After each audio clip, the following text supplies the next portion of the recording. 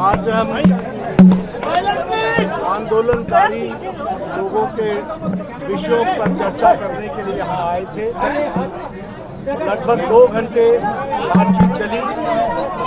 सरकार की ओर से मैं और मेरे साथ भारत सरकार के मंत्री जितेंद्र सिंह जी बातचीत में शामिल हुए।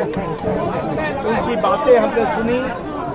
बातें सौहार्दपूर्ण वातावरण में हुई और कई दृष्टि से उन सारी बातों पर हर तरीके से चर्चा हुई।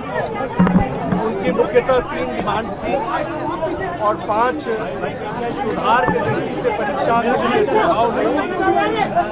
हमने उनको कहा है कि हम कल आपके साथ दोपहर बाद मिलेंगे और फिर हम आपसे जो चर्चा वो आपको